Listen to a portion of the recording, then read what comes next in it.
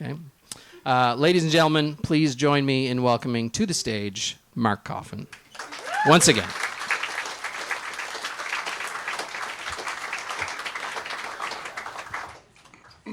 Do I get a warning? How does this work?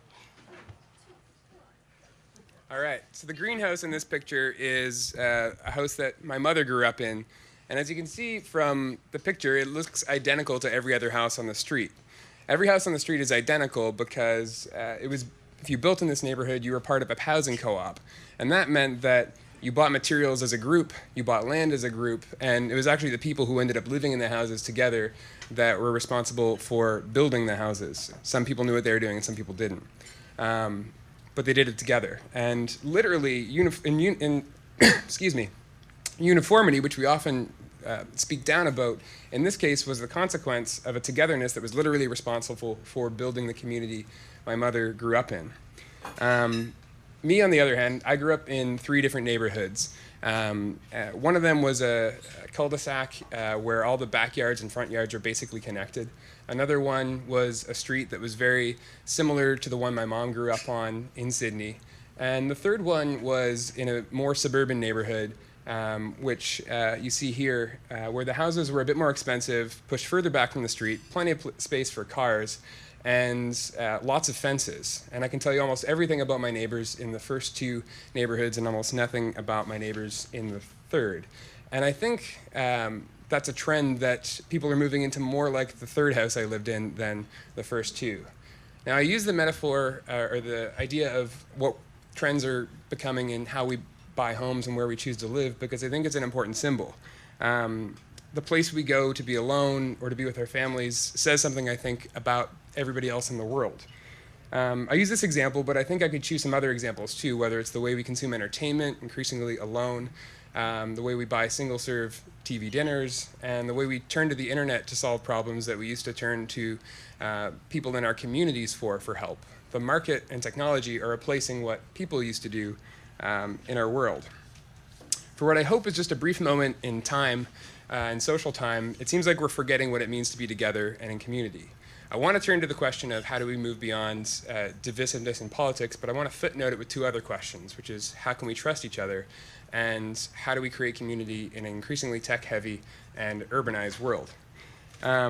We see pictures like the one that's coming up from the People's Climate March in New York earlier this month, and it creates an impression of togetherness, but I want to ask if it's really there. I wonder if the person on your right in this march would be there for you if you were sick and there was nobody else available to nurse you back to health, or if the person on your left would actually help you build or find a home that you couldn't otherwise afford. Because to me, togetherness looks less like a protest and more like a dysfunctional family that sticks together anyways.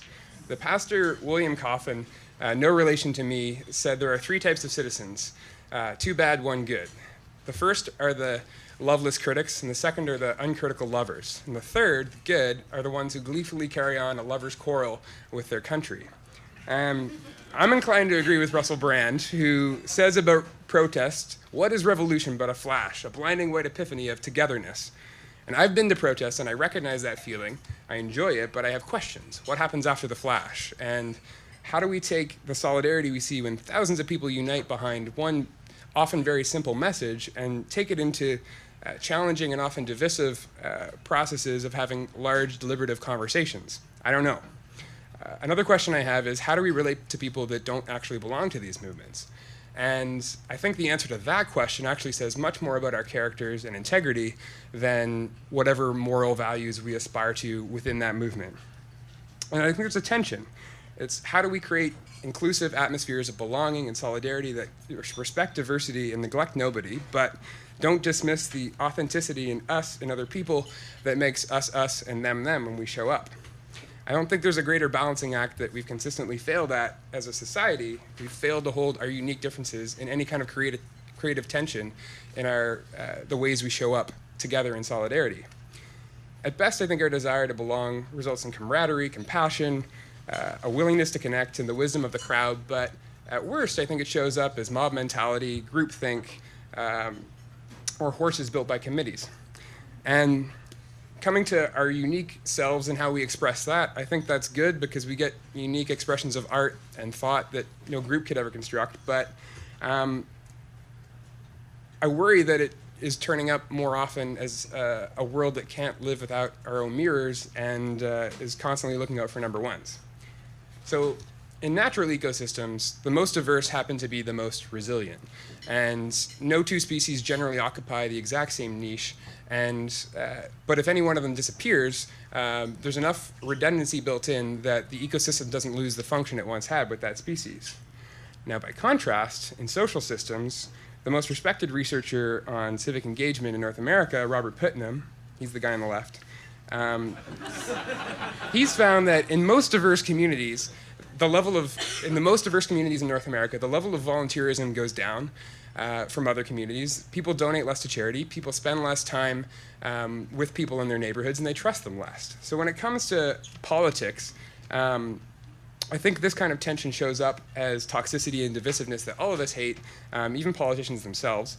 But it's an expression of something that I think we're familiar with as it shows up in our own worlds.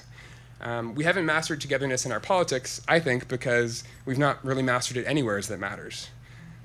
The challenge we face reminds me of the African proverb, which Al Gore admitted on 30 Rock that he made up, which is, if you want to go quickly, go alone. If you want to go far, go together. The common future we're all facing is full of challenges where I think we need to go far quickly. Climate change is an obvious example, but looking down the pipeline of public policy challenges coming our way, I struggle to think of low-hanging fruit that matter enough to be worth picking together that don't also require us to go really quickly. I'm not going to apologize for not having offered many solutions at this point in my presentation because it's almost over, but I think I've offered a diagnosis, which I see as about 80% of an effective treatment for a disease. So if there's one takeaway I hope you'll consider from this presentation is that the problem is not other people. The problem and the solution is an us that includes everybody. But I do have an image to share. And that's an image of Christian youth forming a circle around Muslims in a violent area in the Middle East, which makes me think, well, they pray, which makes me think that there's hope. If they can do it, we can too.